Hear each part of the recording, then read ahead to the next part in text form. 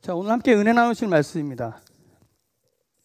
빌립보서 3장 1절부터 16절까지 있는 말씀인데 오늘 12절부터 14절까지 한 목소리로 같이 읽었으면 좋겠습니다.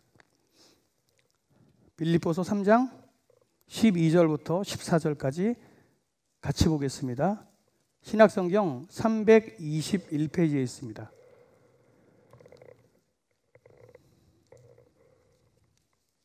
자, 천천히 같이 함께 읽겠습니다. 시작.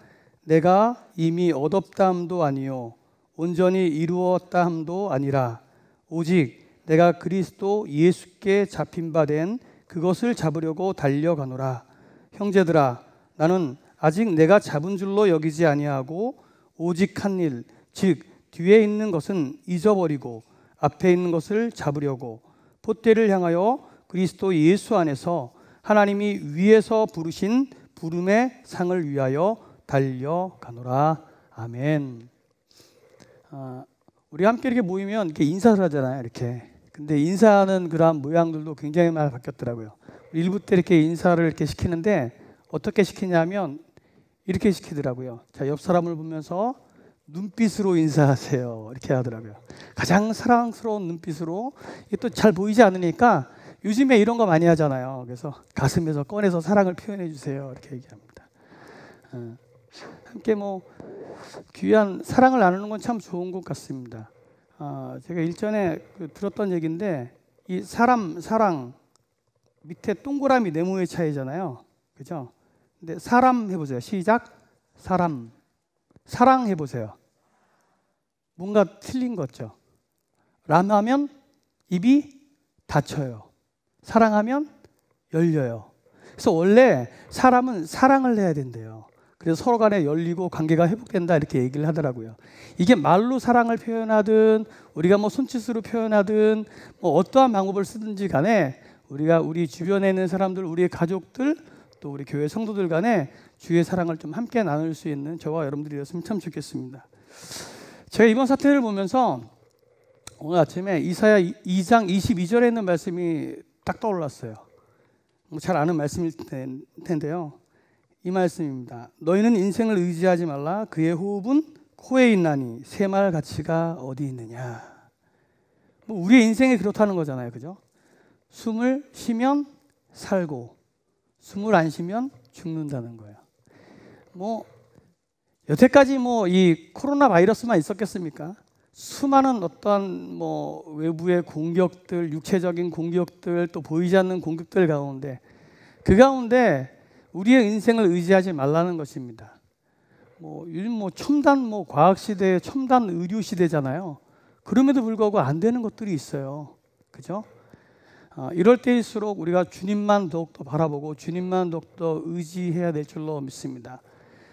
준비를 하지 말라는 게 아니에요. 준비하세요. 잘 준비하고 대비하셔야 됩니다. 그런데 그것보다 앞서야 될 게 있는데 그게 뭐냐 하면 주님을 의지하는 겁니다. 주님을 바라보는 것입니다. 이게 믿음의 자세입니다. 세상 사람들과 똑같이 행동하면 우리의 믿음을 어떻게 세상에 증거하겠어요? 그죠? 준비하고 대비하지만 그 가운데 더욱더 하나님을 의지하는 거예요. 하나님의 이름으로 나아가는 거예요. 오늘 이 믿음이 우리 가운데 있기를 원합니다. 사람들이요, 천국에 도착할 때마다 예수님이 보좌에서 벌떡 일어나셔서 그분들을 반갑게 이렇게 맞아주셨습니다. 근데 한 목사가 딱 도착하자마자 예수님이 그냥 그 자리에 그냥 앉아서 바라만 보고 계시는 거예요. 그러자 이 천사가 궁금해서 물어봅니다. 아니, 예수님, 이 목사님은 이 세상에 살 때에 많은 영혼들을 주님 품으로 인도하려고 애쓰고 헌신했는데 벌떡 일어나서 달려가서 이렇게 맞아주셔야 되는 거 아닙니까? 라고 이렇게 물어봅니다. 그때 예수님이 이렇게 대답했다고 합니다. 내가 이 자리에서 일어나면 저 사람이 내 자리에 앉을까 봐 걱정이 된단다. 이렇게 하는 거예요. 누가 만든 우스갯소리인지 모르겠지만 참 씁쓸합니다. 그죠? 이게 비단 이런 유머가 여기 서 있는 어떤 목회자들만의 어떤 그런 이야기들은 아닐 거예요. 우리 모두가 다 자기가 어떤 위치에 있어서 그 자리에 올라가려고 요즘 그 다리를 밟고 올라가려는 그런 모습들 가운데 풍자된 어떤 이야기들이 아닌가 싶습니다. 오늘 삶의 주권이 특별히 믿음의 사람은 하나님께 있어야 되는데 이게 참 어려운 일인 것 같습니다. 믿음의 사람으로 우리가 하나님이 나의 주인이십니다 라고 고백하며 살아간다는 것, 진짜 어떠한 것인지 한번 생각해 보기를 원합니다. 오늘 태초에 인간이었던 이 아담과 하와가 있었지 않습니까? 근데 이 하나님이 창조하신 땅에서 잘 살면 됐었는데 이 사단의 유혹에 굴복해서 그만 자기들이 하나님처럼 되려고 했던 것들을 우리가 보게 됩니다. 하나님께서 정해주신 이 피조물에서 위치에서 이렇게 벗어나서 자기가 자기 마음대로 살고 싶어 한 거예요. 원래 하나님의 형상대로 모든 것들을 다스리고 섬기고 이끌어야 됐음에도 불구하고 그렇게 하지 않았다는 것입니다. 자기에게 주신 축복을 감사하지 않고 그 위치에 만족하지 않고 자기가 하나님이 되고자 했던 그 열망이 그 가운데 있었다는 거예요. 그게 바로 죄였다는 거예요. 그래서 이 죄에 대한 회복에 대한 것들을 이야기하자면 자신의 위치로 다시 돌아가는 것, 이게 죄의 회복이다 이렇게 얘기를 합니다. 생각해 보세요. 이 밤하늘의 별을 보면 정말 무수히 많은 별들이 있잖아요. 근데 신기한 것은 부딪히지 않아요. 자기의 궤도로 잘 돌아가요. 하나님이 정해주신 궤도를 돌아가는 게 그들에게는 자유라는 거예요. 새들은 하늘에서, 물고기는 물속에서 지낼 때 가장 자유롭다는 거예요. 내가 자유롭게 한번 살아봐야지 하고 새들이 물속으로 들어가고 물고기가 땅으로 올라간다면 자유가 아니라 죽음이 된다는 거예요. 오늘 믿음의 사람도 이와 같지 않나 한번 생각해 봅니다. 우리에게 주신 위치들, 자리들을 벗어나게 될 때는 우리 가운데 죄가 틈타고 우리는 죽을 수밖에 없는 길로 접어들게 된다는 것입니다. 믿음의 사람은요, 우리를 지으신 하나님을 인정하고 그 품 가운데 거할 때 가장 안전하고 행복한 줄로 믿습니다. 그렇기 때문에 삶의 자리를 바꾼다 라고 하는 것들을 생각해 보면 우리 인생의 위치, 우리 인생의 주권을 바꾸는 것을 의미한다는 것입니다. 내 인생의 주권을 내가 주인이 아니라 하나님이 나의 주인입니다 라고 고백할 수 있어야 된다는 것입니다. 근데 돌아보면 우리가 예수님 믿는다고 교회 나온다고 해서 이 일들이 잘 지켜지는 게 아니라는 것입니다. 교회 열심히 나오십니다. 봉사도 열심히 합니다. 그런데 여전히 내가 주인으로 살아가는 사람들이 참으로 많이 있다는 것입니다. 이게 자기 중심적인 사고에서 벗어나지 못하는 사람이라는 거예요. 내가 어찌하든 무엇인가를 해보려고 하는 열망들이 우리 가운데 있기 때문이라는 것입니다. 많은 것들을 해도 그 모든 것들이 어쩌면 나의 만족과 유익을 위해서 행하는 일들이 아닌지 다시 한번 돌아봐야 된다는 것입니다. 어쩌면 오늘 이렇게 하나님을 예배드리는 것도 내가 그렇게 하나님을 믿어드리고 예수님을 예배하기 위해서 내 중심적인 예배가 된다면 생각해 봐야 된다는 것입니다. 반면 철저하게 자기를 내려놓고요, 하나님을 의지하면서 하나님을 주인 삼아 그렇게 살아가는 사람들이 있습니다. 내 생각, 내 뜻을 앞세우는 것이 아니라 하나님을 앞세우는 거죠. 하나님의 뜻을 묻고 그 말씀 가운데 철저히 순종하는 삶이라는 거예요. 오늘 본문의 바울의 삶이 그랬던 것 같습니다. 예수님을 만난 이전의 삶과 그 이후의 삶이 완전히 틀립니다. 완전히 180도 달라진 그의 모습을 우리는 발견하게 됩니다. 이 바울은요, 예수님이 이끄시는 대로 완전히 복종했다라고 해도 과언은 아닙니다. 순종을 넘은 복종이에요. 이 복종은 마치 주인이 노예, 종에게 시키는 거잖아요. 군대에서 상사가 밑에 부하에게 명령하는 거잖아요. 그럼 무조건 해야 되는 거잖아요. 바울의 삶이 그랬다는 거예요. 바울은 그 전에는 내가 주인의 삶으로 살았지만 예수님을 만난 그 이후에는 하나님을 주인으로 삼아서 삶의 자리바꿈을 확실하게 이룬 사람이라는 것입니다. 오늘 우리가 믿음의 사람으로 살아간다는 것은 이 바울처럼 그 삶에서 우리 인생의 주권이 바뀌는 것을 의미한다는 것입니다. 오늘 바울을 통해서 이 삶의 자리를 바꾼다는 게 무엇인지 한번 생각해 보도록 하겠습니다. 먼저 말씀을 통해서 제가 생각한 것은요, 이 어쩌다 한 번이 아니라 삶 속에 동행함이 있어야 된다라고 하는 것들을 깨닫게 되었습니다. 텔레비전 프로를 보면 혹시 뭉쳐야 찬다라고 하는 혹시 프로그램을 아시는 분도 있고 없으신 분도 계실 거예요. 이게 공중파 방송은 아닌데 이게 뭐냐면 축구와는 전혀 상관없는 각종 스포츠 그 레전드들이 나와요. 그 분들이 그 왜 축구 스타였던 안정환 씨로부터 축구를 배우면서 여러 팀들과 축구 경기를 하는 거예요. 그 가운데는 농구 대통령인 허재, 그다음에 사격 금메달리스트인 진종호, 뭐 마라톤의 이봉주, 뭐 이런 분들이 나오더라고요. 근데 그 팀 이름이 뭐냐면 어쩌다 FC예요. 어쩌다 FC. 많은 팀들과 경기를 했습니다. 한 번을 못 이겼어요. 진짜 한 번을 못 이겼어요.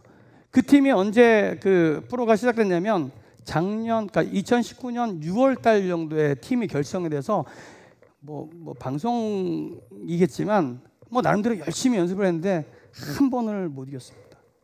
근 8, 9개월 동안 한 번을 못 이긴 거예요. 어떻게 못 이겨도 그렇게 못 이기죠? 근데 저는 이 팀 이름부터가 잘못된 것 같아요. 어쩌다. 어쩌다 FC. 이 어쩌다라는 말은 그거잖아요. 아, 실력이 아니라 어쩌다 뭐 운으로 한번 이런 거잖아요. 요즘 젊은 사람들 얘기하면 웬일 뭐 이런 걸 거예요. 그죠? 바로 그런 이름이에요. 근데 우리가 잘 알듯이 어쩌다 이루어지는 건요, 하나도 없어요. 꾸준히 연습하고 노력하고 그래야 그 결과를 요즘은 이룰까 말까 한 세상을 우리가 살고 있습니다. 우리의 인생에 다 그래요. 예수님 믿는 인생도요, 크게 다르지 않습니다. 오늘 우리가 함께 읽었던 이 본문 12절부터 14절까지의 말씀을요, 제가 다시 한번 읽어드릴게요. 내가 이미 얻었다함도 아니요 온전히 이루었다함도 아니라 오직 내가 그리스도 예수께 잡힌 바 된 그것을 잡으려고 달려가노라. 형제들아, 나는 아직 내가 잡은 줄로 여기지 아니하고 오직 한 일, 즉 뒤에 있는 것을 잊어버리고 앞에 있는 것을 잡으려고 표대를 향하여 그리스도 예수 안에서 하나님이 위에서 부르신 부름의 상을 위하여 달려가노라. 이 빌립보서는 바울이 옥중에서 쓴 옥중 서신으로 잘 알려져 있습니다. 그런데 오늘 본문 말씀을 보니까 옥중에 갇혀 있으면서도 바울은 여전히 주님을 향해서 달려가고 있음을 피력하고 있는 것들을 우리는 볼 수 있습니다. 뭐 그렇죠. 뭐 우리가 인생을 살다 보면 평탄한 길만 가는 게 아니에요. 뭐 행복하고 즐거운 인생도 있겠지만 가끔가다 고난도 닥치고 연단도 우리 가운데 있고 뭐 관계적인 문제들로 인해서 시험이 들 때도 있다는 거예요. 그러면 그때 잠시 쉬어갈 법도 한데 오늘 바울은 전혀 그렇지 않습니다. 그러한 일이 그 삶 가운데 겹치면 겹치고 닥치면 닥칠수록 오히려 더 주님을 향해 달려가는 몸부림으로 가득한 것들을 보게 됩니다. 근데 사실 바울은요, 처음 예수님 만날 그때부터요, 계속해서 주님을 표대 삼아서 달려가는 것들을 우리는 보게 됩니다. 이게 예수님으로 삶의 자리가 완전히 바뀌었기 때문이라는 거예요. 우리는 흔히 그렇게 얘기합니다. 예수님 믿으면 잘 된다 이렇게 얘기해요. 안 된다 그러면 안 돼요. 잘 된다 이렇게 얘기해요. 뭐 실제적으로 뭐 여기에 나와 있는 분들 중에 병 고침도 받고 문제 해결도 받고 뭐 사업이 망했다가 다시 해결한 많은 분들이 여기 가운데 계세요. 사실 그것뿐만이 아니더라도 우리가 예수님 믿는 순간 우리가 천국 백성이 되고 영원한 생명을 얻었기 때문에 그 사실 하나만 가지고도 우리는 감사할 수 있어야 됩니다. 그래서 우리가 인격적으로 예수님을 처음 만났을 때요, 막 기쁨으로 막 눈물 콧물 흘리면서 하나님을 찬양하고 그게 다 바로 그 이유라는 거예요. 그런데 그게 끝이 아니라는 거예요. 왜냐하면 우리에게는 여전히 육신의 삶이 진행되고 있기 때문이라는 것이에요. 지금 이 땅을 살아간다고 하는 것은 조금 다른 문제인 것 같아요. 아까도 말씀드렸지만 잘 되는 일도 있고 안 되는 일도 있다는 거예요. 그러다 보니까 재정적인 어려움을 겪을 수 있고 지금 코로나19와 같은 질병 가운데 아파하기도 하고 여러 가지 인간관계로 부딪힘의 연속인 삶을 살 때도 분명히 있다는 거예요. 왜요? 우리가 육신의 한계를 지닌 그러한 삶을 살기 때문이라는 것입니다. 그런데 그때마다요, 우리가 예수님을 믿지만 아파한다고 아파하고 힘들어하고 넘어진다고 좌절하고 그러면 세상 사람들과 별반 다를 게 없다는 것입니다. 세상 사람들도요, 일이 잘 되면 감사해요. 나눌 줄 알아요. 그리고 어려운 일, 힘들 일 있을 때는 아파해요. 오늘 예수님을 우리의 주인으로 삼은 우리들은요, 바울과 같이요, 우리의 삶이 좀 달라야 된다는 거예요. 그런 면에서 이 바울의 삶은요, 우리에게 참 귀감이 됩니다. 이 바울이 쓴 갈라디아서를 보면 사도행전 9장에서 바울이 예수님을 만났을 때의 상황을 좀 미루어 짐작할 수 있는 구절들이 많이 등장합니다. 이 바울이요, 이 다메섹으로 예수님 믿는 사람들을 잡으려고 가는 도중에 예수님을 빛으로 만났잖아요. 그리고 아나니아에게서 안수를 받고 눈에 비늘 같은 것 떨어져서 그때 새로운 삶으로 변화하게 됩니다. 그때 바울은 완전히 삶이 바뀌었다는 거예요. 예수님 믿는 사람을 박해하는 자에서 예수님을 증거하는 사람으로 완전히 180도 바뀌어버린 거예요. 이 예수님을 만난 기쁨이 얼마나 컸는지 우리도 그렇지 않습니까? 처음에 인격적으로 예수님 만났을 때에 그 기쁨을 주체할 수 없어서 내가 주님 만나노라고 만나는 사람마다 교회 가자고. 너무 멀리 갔나요? 잘 기억도 없나요? 그럴 때가 분명히 있었다는 거예요. 바울이 그랬다는 거예요. 그 기쁨을 주체할 수 없어서 당장 다메섹으로 가서 예수가 그리스도다라고 증거하기에 이릅니다. 그러자 유대인들이 그를 죽이려고 공모합니다. 그러자 이 바울의 제자들이 그를 광주리에 담아서 성 밖으로 도망시켰다, 이렇게 얘기를 합니다. 그리고 그 기간이, 도망친 기간이 3년입니다. 갈라디아서 1장 18절 보면 3년 후에 라고 등장을 합니다. 전승에 따르면 이 3년 동안 이 바울은 아라비아 사막에서 이 SNF와 함께 활동을 하면서 경건 활동을 하고 예수님에 대해서 깊이 묵상하게 됩니다. 3년이라는 시간을 기억하세요. 그리고 그 후에 예루살렘으로 다시 올라오게 됩니다. 그래서 사도들과 사귐을 가지려고 하죠. 그때 중매자가 있었어요. 누구냐 하면 바나바예요. 바나바가 이 바울을 예루살렘 온 그 사도들하고 연결을 잘 시켜줬어요. 그런데 또 분쟁이 일어난 거예요. 저 사람이 옛날에 예수 믿는 사람을 박해했다. 분쟁이 이곳저곳에서 일어납니다. 맞는 말인 것 같은데, 변화된 것 같은데 어떻게 믿을 수 있느냐라고 하는 거예요. 그래서 바울이 다시 고향 땅 다소로 내려가게 됩니다. 그리고 나서 바울이 등장하는 데가 어디냐 하면 안디옥 교회입니다. 안디옥 교회에서 활동을 하고 1년 전도여행을 하고 다시 예루살렘으로 올라오는데 갈라디아서 2장 1절을 보면 14년 후에 이렇게 되어 있습니다. 최소 13년입니다. 바울이 예루살렘에 올라가서 사도들하고 깊은 사귐을 갖고 분쟁이 일어나서 고향 땅 다소로 내려간 지 13년 만이라는 거야. 자, 예수님 믿은 그 처음부터 따지자면 3년 동안 저 아라비아 사막에 있었죠. 13년 동안 고향 땅 다소에 있었죠. 더하기 하면 16년이에요. 예수님 믿고 그는 16년 동안 칩과한 거예요. 예수님 믿고 축복되고 형통된 일들이 그 가운데 축복의 대로로 쫙 펼쳐진 것이 아니라 일이 안 돼도 안 된 거예요. 참 안 풀린 거예요. 물론 우리가 예수님 믿어 축복받았다는 개념도 물론 조금은 틀립니다.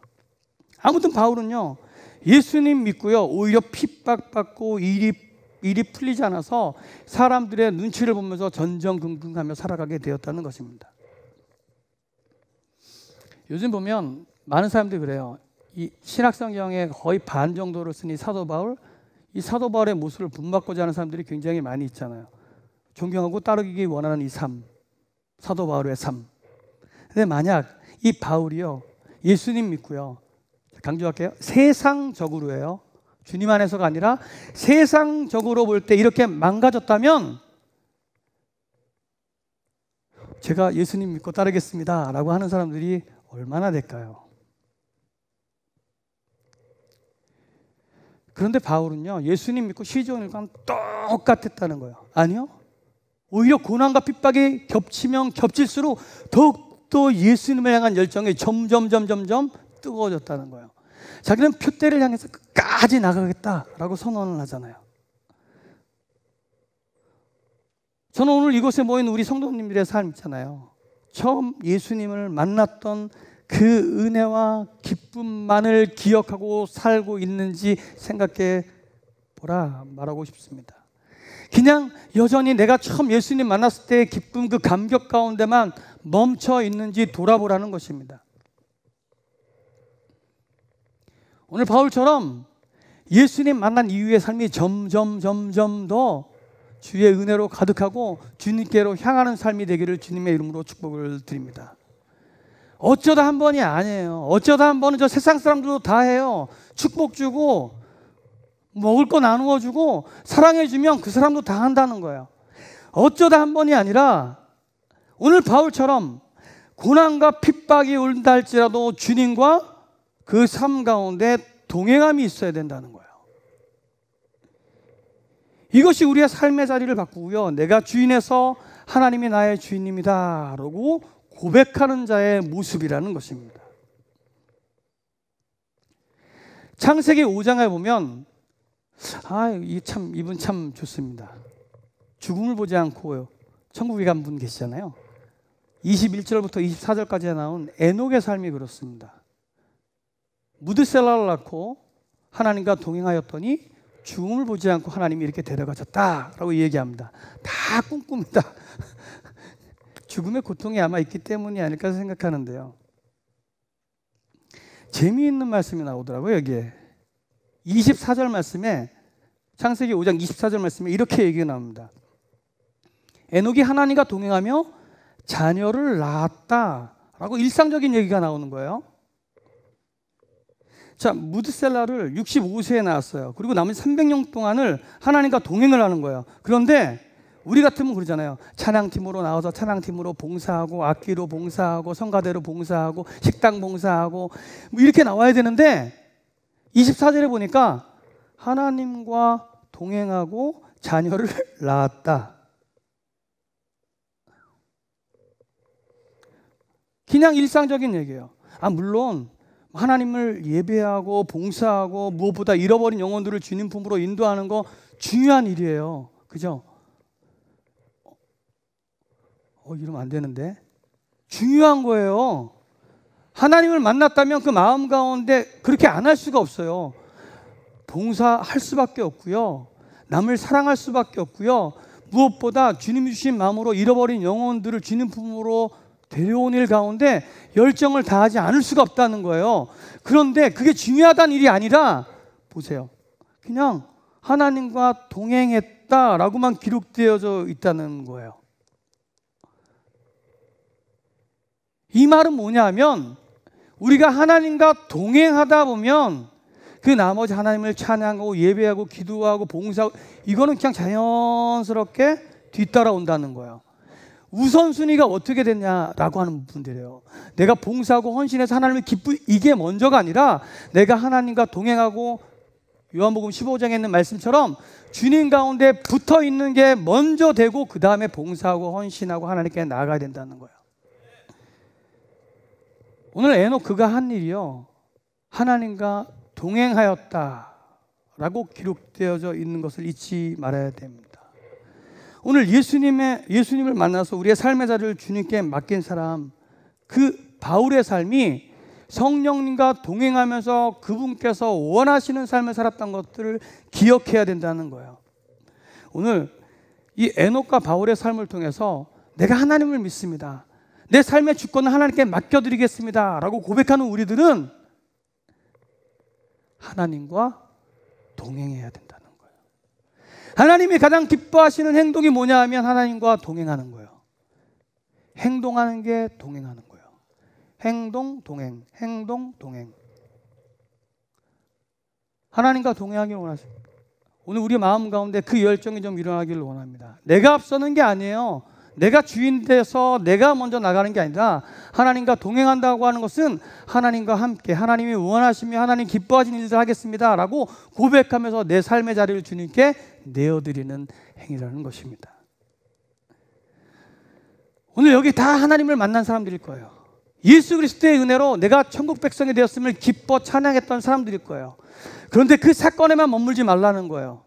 만약에 바울이 그 아나니아를 통해서 비늘이 벗겨지고 와 하나님 은혜 너무 감사합니다 라고 하는 것에만 머무르고 그 다음에 펼쳐진 핍박 가운데 좌절하고 멈추었다면 아마 성경에 이러한 위대한 인물로 남지 않았을 거예요. 어떠한 고난과 역경이 온다 할지라도 그 삶 가운데 주님과 꾸준히 동행함이 있었기 때문에 바울의 모습이 진정한 가치가 있다는 거예요.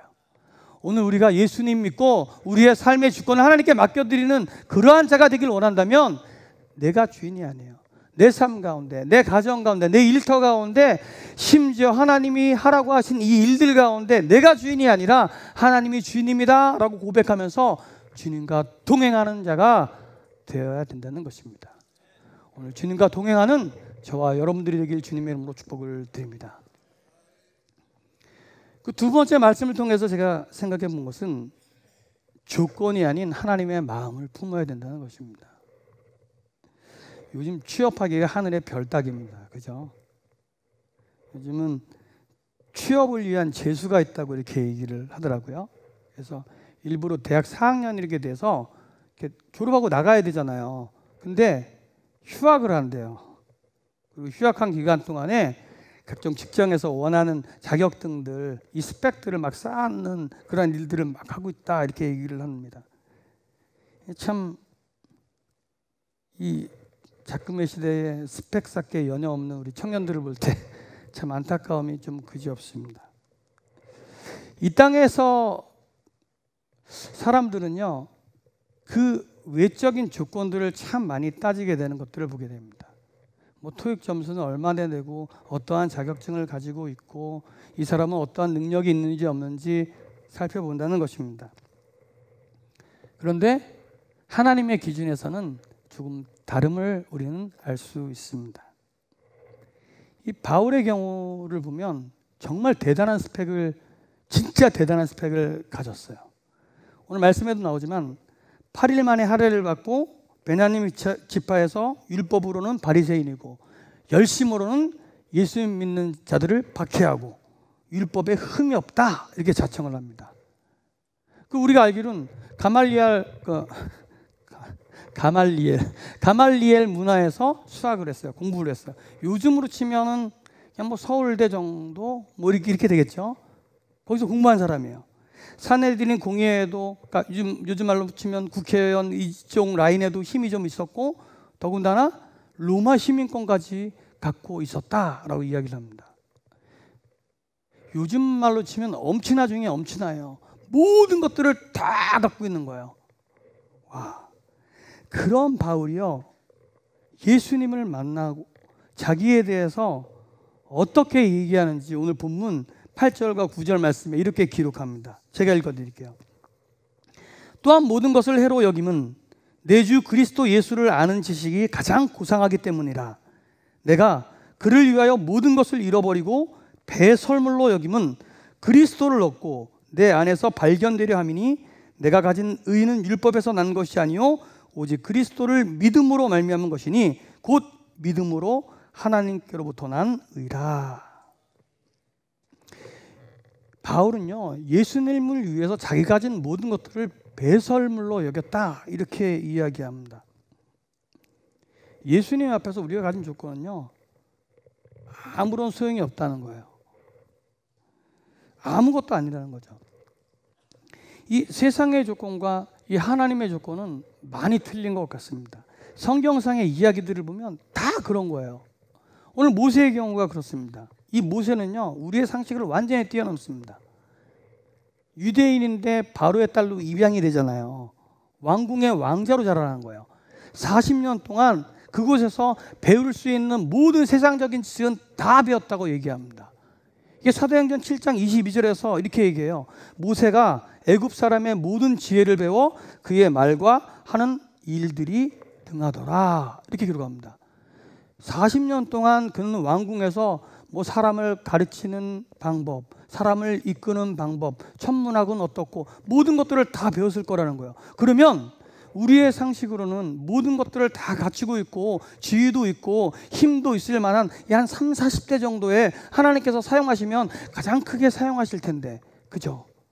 우리의 생각이 그렇다는 거예요. 그런데 하나님은요, 우리의 상식과 조건을 완전히 뛰어넘으십니다. 그런 모세를 하루아침에 미디안 광야로 내모시는 거예요. 그리고 40년 동안 그냥 양이나 치는 목자로 전락시켜버립니다.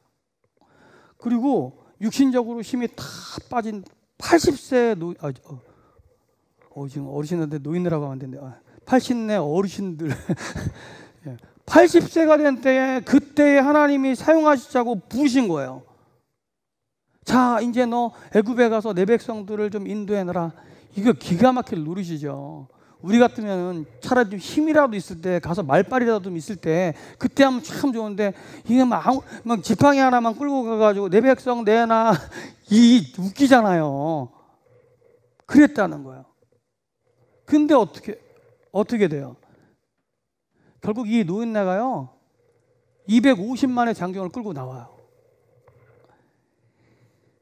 아니, 하나님이 전적으로 모세에게 힘을 주셔서 그렇게 하셨다는 거예요. 이렇게 저는 생각해요. 하나님이 모세에게 힘을 빼신 이유가 있어요. 뭐냐면 모세가 전적으로 하나님을 의지해라 라고 하는 것 같아요. 이 일이 모세가 가진 재주나 능력이 아니라 하나님이 하신 일이다 라고 하는 것들을 보여주기 위함이라는 것입니다.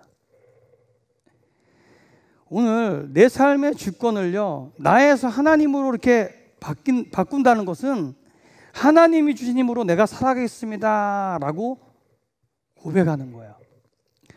특별히요 하나님의 일을 하는 그러한 사람들은 더더욱 그래요. 여기 찬양팀이나 뭐 성가대나 각종 봉사를 다 그래요. 우리의 목소리로 찬양을 합니까? 우리의 악기 재주로 찬양을 합니까? 아니, 내가 힘이 있어서 식당 봉사를 아니라는 거예요. 오늘 세상의 능력과 조건을 따지지 말라는 거예요. 오늘 세상의 물질, 권력, 힘이 아니라 하나님만이 나의 힘이 되십니다 라고 하는 믿음으로 그렇게 나아가야 된다는 거예요. 오늘 다윗에게 기름 부을 때 이 사무엘에게 하신 말씀을 우리가 기억해야 됩니다. 사무엘상 16장 7절이에요. 여호와께서 사무엘에게 이르시되 그의 용모와 키를 보지 말라. 내가 이미 그를 버렸노라. 내가 보는 것은 사람과 같지 아니하니 사람은 외모를 보거니와 나 여호와는 중심을 보느니라. 아멘. 믿음의 사람이 가져야 될 조건이 바로 이거라는 거예요. 하나님이 보시는 건요 그 사람의 중심이에요. 하나님 마음에 합한 마음을 갖고 있느냐 그렇지 않는가라고 하는 부분들이에요. 왜요? 하나님이 이미 다 갖고 계신데요. 내 능력으로 내가 할 수 있다고, 내가 배웠다고 뭐 다 가능하다고 생각하면 큰 오산이에요. 만만의 콩떡이라는 거예요. 제가 신학교 다닐 때 교회 모든 예배는 다 참석했어요. 진짜. 물론 지금도 그러한 위치지만 새벽 예배부터 해서 수요 예배, 그때는 금요 철야 예배였어요. 다 했어요. 근데 요즘은 좀 금요 리바이벌이에요. 그때는 10시에 시작을 해서 찬양 1시간 하고 말씀 받고 또 기도하고 그러면 1시 막 이렇게 집에 갔던 걸로 기억나는데 금요 철야에서 목사님이 말씀을 선포하셨어요. 담임 목사님이죠. 요한복음 21장에 있는 말씀이었어요. 부활하신 예수님이 제자들에게 나타나셨죠. 그리고 그물을 던지라고 하신 다음에 걷어 올렸더니 물고기가 153마리였다라고 하는 본문이었어요. 참 목사님 말씀 참 좋습니다. 어딜 가나 얘기를 하는데 근데 그 다음 주에 금요일이에요. 똑같은 본문을 가지고 말씀을 하시는 거예요. 전혀 다른 각도에서 말씀을 하시더라고요. 그리고 그 다음 주에도 똑같은 본문인데 또 다른 시각을 갖고 말씀을 하세요. 자, 이렇게 했으면 제가 어떻게 했을까요? 2, 3주쯤이야. 이렇게 열심히 노력 준비해서 뭐 이렇게 하면 뭐, 왜냐하면 젊었고 신학교 다니고 주소 듣는 것도 많고 그렇게 생각을 했어요. 그런데 그 다음 주에 똑같은 본문 또 다른 말씀, 그 다음 주에 똑같은 본문 또 다른 말씀, 무려 7주를, 그러니까 2달 정도를 똑같은 본문인데 이게 조금 틀린 게 아니에요. 완전히 다른 시각으로 진짜 이랬어요. 이랬어요. 제가 누굴 만나거나 이 이야기는 꼭 얘기를 합니다. 하나님의 일은 그게 설교든지 어떠한든지 내 힘과 내 능력과 내 재주가 아니라는 거예요. 하나님께 붙들려 있고 하나님께서 주시는 그 음성에 따라서 선포될 때 그게 은혜가 있는 거죠. 오늘 우리의 능력과 우리의 재주가 아니라는 거예요. 전적으로 나를 내려놓고 하나님의 음성에 귀 기울여야 된다는 거예요. 오늘 내 삶의 주권이 내가 아니라 하나님께 있습니다 라고 한다면 더더욱 그래야 돼요. 특별히 앞에 서시는 모든 분들은 더 해야 돼요. 이게 내 능력이 아니잖아요. 그러면 처음 받았던 그 은혜에 대한 부분들을 기억하면서 내가 주의 음성 가운데 민감해서 어떻게 하나님을 기쁘시게 할까라고 하는 것들로 민감해져 있어야 된다는 거예요. 하나님의 마음을 품으라는 거예요. 내 마음이 아니라 내 생각이 아니라 세상의 지혜가 아니라 하나님의 마음을 품었을 때 하나님이 모세도 사용하시고 다윗도 사용하시고 성경상의 많은 인물들을 그렇게 사용하였듯이 앞서가는 많은 주의 종들을 그렇게 사용하였듯이 우리도 그렇게 사용하실 줄로 믿습니다. 하나님의 일은 내 재주가 아닙니다. 내 능력이 아닙니다. 내 조건이 아닙니다. 내가 얼마만큼 하나님 마음에 합한가 라고 하는 것입니다. 그래서 다윗을요 하나님 마음에 합한 자다. 다윗이 뭐 죄를 안 지어서가 아니에요. 능력이 출중해서가 아니에요. 생각해 보세요. 이 땅 가운데 얼마나 많은 사람들이 있어요. 나보다 말도 잘하고 능력도 많고 돈도 많고, 그런데 하나님이 왜 나를 이곳 가운데 세우시고 왜 찬양팀으로 왜 봉사자들로 왜 이곳 가운데 부르셨겠어요? 딱 하나예요. 하나님을 사랑하는 나의 마음이에요. 그 마음만 있으면 하나님은 이것저것 보지 않으세요. 그 마음으로 함께 역사하신다는 것입니다. 교회 안팎에서 수많은 봉사들이 지금도 이루어지고 있잖아요. 뭐 설교하는 것뿐만이 아니라 계속 얘기하지만 찬양팀으로, 성가대로, 식당 봉사로, 주차로 많이 합니다. 하나님이 보시는 건 우리의 재주가 아닙니다. 우리의 마음입니다. 철저히 나를 내려놓고 주님께 붙어 있고자 하는 마음. 포도나무의 가지가 떨어지면 이미 죽은 거예요. 잠깐 살아있는 것 같은데 이미 죽은 거라는 거예요. 포도나무에 붙어 있을 때 생명이 있고 열매를 맺고 사람들에게 기쁨을 줄 수 있다는 거예요. 그게 내가 하나님의 마음을 품고 살아가겠습니다 라고 하는 것과 동일하다는 거예요. 이 마음을 하나님이 기뻐하시죠.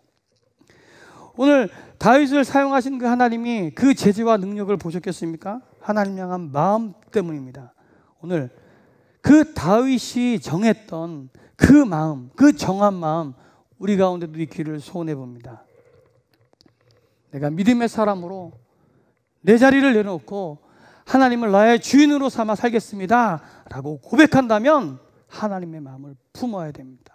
하나님 이 일 가운데 나에게 어떤 마음을 주시는지, 우리의 가정을 어떻게 하라고 하시는지, 내가 이 학교에서 어떻게 나가라고 하시는지, 이 직장에서, 이 교회에서, 내 주변의 사람들에게 하나님 어떠한 마음을 주시는지 민감해야 된다는 것입니다. 오늘 하나님의 마음을 품고 그렇게 살아가는 저와 여러분들이 되길 주님의 이름으로 축복을 드립니다.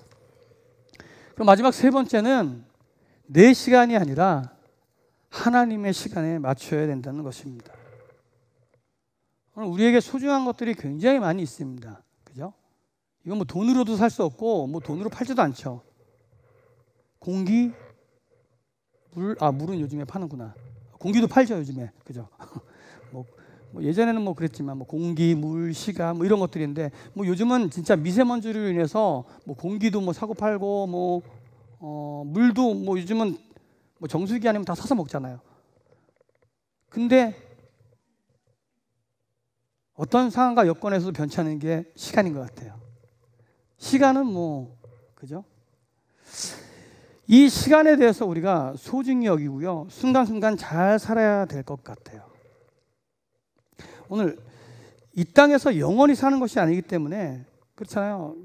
뭐 80년에서 120년 동안 우리가 육신을 가지고 살아갑니다. 그 이후의 삶이 우리를 기다리고 있어요. 그러면 이 땅의 삶이 끝이 아니기 때문에 지금 남은 날을 잘 계수하면서 하나님 나라를 꿈꾸며 그렇게 살아가야 된다는 거예요. 그거는 그냥 하루하루를 그냥 습관처럼 다람쥐 쳇바퀴 돌듯이 그렇게 살라는 말이 아닙니다. 이 시간의 중요성에 대한 부분들은 아무리 강조해도 지나치지 않습니다. 그래서 시간을 어떻게 쓰라고 뭐 금서들로 나오고 뭐 책자들로 많이 나온 것들을 보게 됩니다.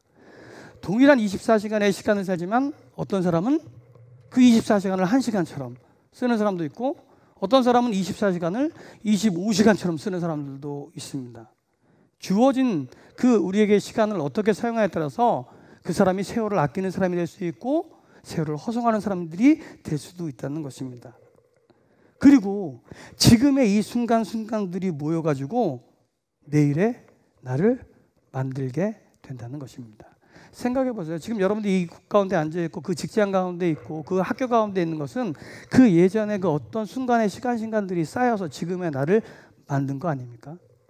오늘 시간을 잘 활용하고 준비해야 됩니다. 무엇보다 믿음의 사람은요, 이 시간을요, 아껴야 될 중요한 이유가 있습니다.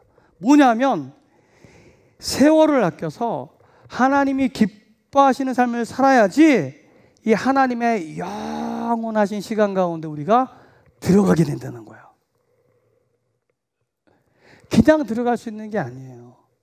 하나님이 창조하신 그 시간 가운데 영원한 그 하나님의 시간 안에 들어갈 수 있도록 지금 우리에게 주어진 이 시간을 소중히 여기면서 살아가야 된다는 것입니다.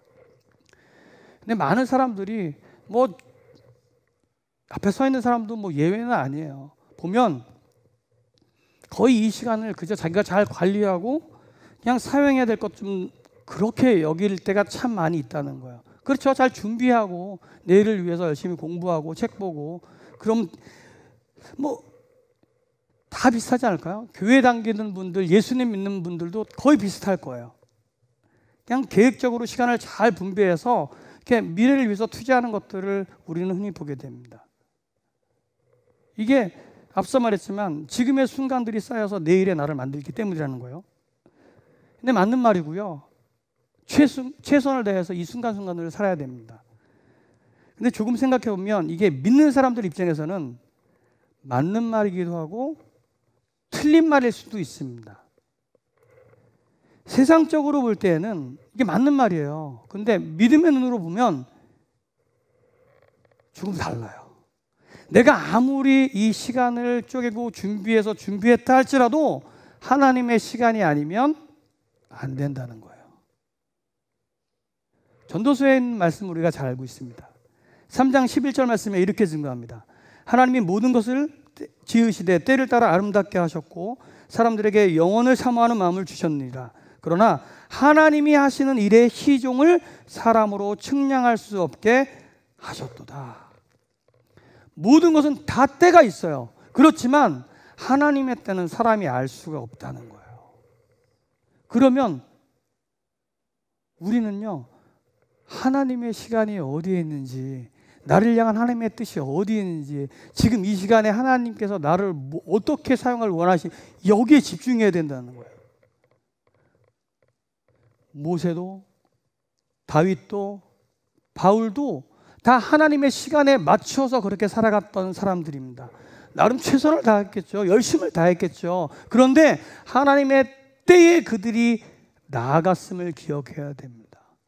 모세는 80세에 부름을 받았고 다윗은 사무엘에게 기름 부음을 받은 지 7년 6개월 만에 왕이 됐고 바울은 예수님 믿은 지 16년 만에 안디옥에서 비로소 사역을 시작하게 되었다는 것입니다. 이 말은 하나님이 정하신 시간들이 있다는 거예요. 조급해하지 말라는 거예요. 서둘지 말라는 거예요.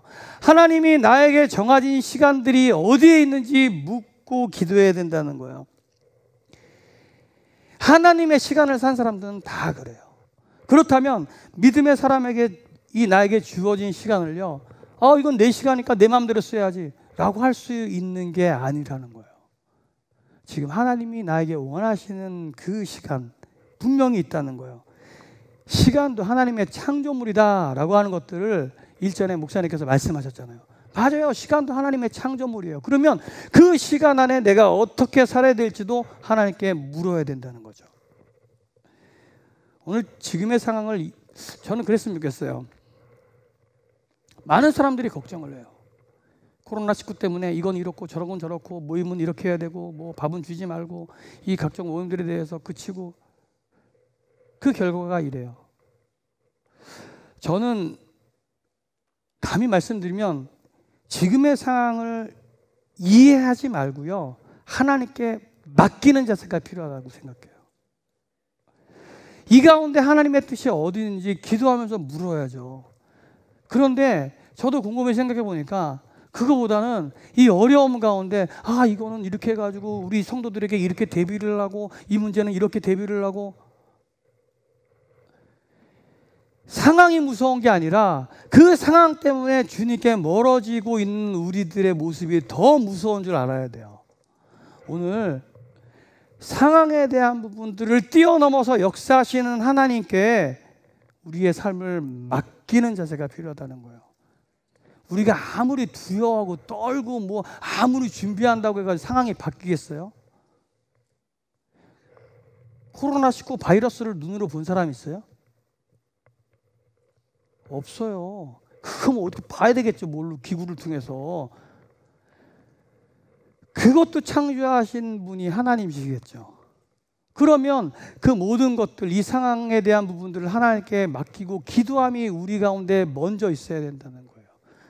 준비하지 말라는 게 아니에요. 준비를 하되 하나님께 기도하라는 거예요. 기도하고 준비하고 기도하고 행하라는 거죠. 순서가 바뀌면 내가 주인이 돼요. 하나님, 내가 이렇게 열심히 주님을 위해서 충성하고 봉사하고 헌신했는데 왜 나에게 이러한 일들을 허락하셨습니까? 왜 그렇게 해요? 하나님이 그러실 거예요. 내가 언제 너한테 그렇게 하라고 그랬니? 그러실지도 몰라요. 그렇잖아요. 기도하고 행하는 거예요. 기도하고 어떠한 일들의 결정을 내려야 된다는 거예요. 하나님께 맡기는 자세는요, 그냥 될 대로 되라 라고 그냥 사는 게 하나님 뭐 알아서 하시겠지 뭐 이게 아니라는 거예요. 하나님의 비전을 품고 우리에게 주어진 시간 가운데 최선을 다해서 하나님 뜻 가운데 살겠습니다 라고 하는 믿음의 선언이고 믿음의 고백이라는 것입니다. 그렇게 하면 매 순간을요, 허비해서 살 수가 없어요. 어떻게 허비해서 살아요? 하나님이 나한테 준 이 고귀한 시간을. 오늘 그렇게 살아갈 때에 예비하신 하나님의 때를 우리가 보게 될 줄로 믿습니다.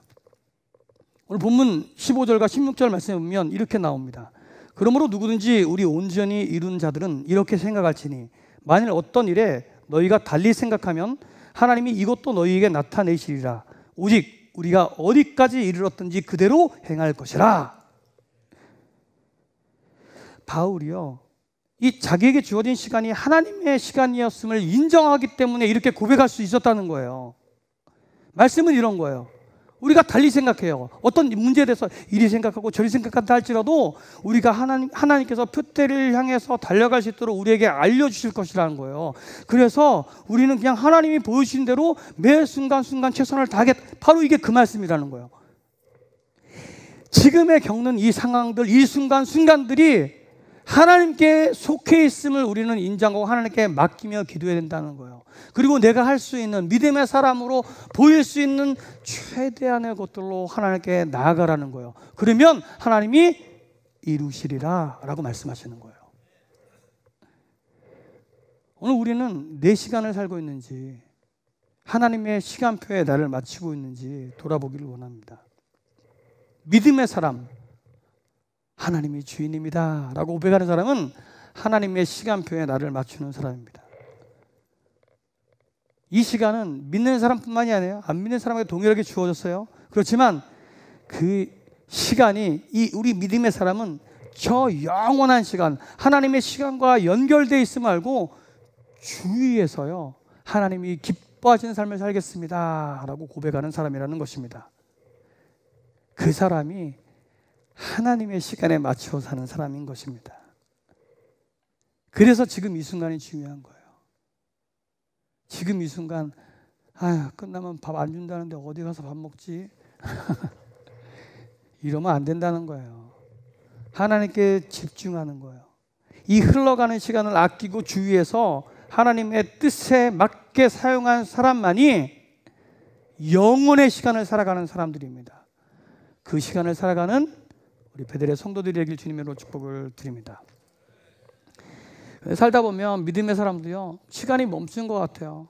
고난 때문에 나만 이렇게 그러는 것 같아요. 그럴 때도 종종 있어요. 그렇다고 해서 속상해하지 말아야 된다는 것입니다. 대나무를 보면 대나무가 얼마나 쭉 자라나요. 쫙 곱게 뻗어가잖아요. 그런데 아십니까? 그렇게 높이 올라갈 수 있는 비결이 중간에 있는 마디 때문이라는 거예요. 그 마디가 있어서 쭉 뻗어갈 수 있다는 거예요. 이 대나무의 마디가 생기는 이유가 있잖아요. 성장이 멈추는 바로 그 지점이라는 거예요. 이렇게 생각한다면 이 멈추는 시간이 그저 의미 없는 시간은 아니에요. 오늘 하나님이 우리 삶 가운데 그렇게 멈추게 하는 시간도 있을 거예요. 바울처럼 고난과 연단을 겪게 하는 시간도 있을 거예요. 그렇지만 그 시간들을 통해서 장차 앞으로 나아가게 하실 것이라는 거예요. 그 믿음이 우리 가운데 있어야 됩니다. 인디언들은 말을 타고 가다가 가끔씩 내린다고 그러더라고요. 왜냐하면 내려서 자기의 영혼이 잘 뒤따르고 있나 이렇게 돌아본대요. 이게 멈춤의 지혜다라고 이야기를 합니다. 멈추어 서서 지나온 길을 돌아보면서 내 목표가 지금 바르게 향하고 있는가 돌아보라는 것입니다. 저는 이게 그거 같아요. 주님이 가라 하면 가고 주님이 멈추라면 멈추고, 내 지금 이 순간에 하나님께서 나에게 원하시는 게 무엇인가 민감하여서 그렇게 살라는 것이죠. 이것이 하나님 시간에 맞춘 사람들의 자세가 아닌가 싶습니다. 그리고 멈춰섰을 때 우리가 해야 될 일이 있죠. 나를 보는 게 아니에요. 나의 주인이신 예수님, 하나님을 바라보는 거예요. 히브리서 12장 2절 말씀 이렇게 하잖아요. 믿음의 주여 또 온전하게 하시는 이인 예수를 바라보자. 예수를 바라볼 때 흔들림이 없는 거예요. 우리는 예수님 때문에 우리가 곁길로 가지 않게 된다는 거예요. 내 힘, 내 눈, 내 능력, 내 조건을 가지면 넘어질 수밖에 없어요. 나보다 잘난 사람들이 얼마나 많고 나보다 능력이 많은 사람들이 얼마나 많은데요. 믿음의 사람은 예수님만 바라보는 거예요. 예수님만 의지하는 거예요. 그게 바로 나의 주권을 하나님께 맡기는 사람이라는 것입니다. 그렇게 예수님을 바라면서 영원의 시간을 살아가는 우리 복된 성도님들이 되길 주님의 이름으로 축복을 드립니다. 이 삶의 자리를 바꾼다는 것은 이 아담과 하와가 지은 그 죄로 인해서 내가 하나님이 되렸던 것들, 그 죄의 모습을 내려놓는 것을 의미합니다. 내가 주인이 아닙니다. 하나님이 주인이십니다. 라고 고백해야 된다는 거예요. 이 고백 또한 나 힘으로 되지 않습니다. 오직 예수 그리스도의 핏값으로 가능하다는 것입니다. 여전히 내가요 그런 것 같아요. 살아서 꿈틀거리고 주인 행세를 하려고 하는 그 못된 습성이 우리 가운데 있어요.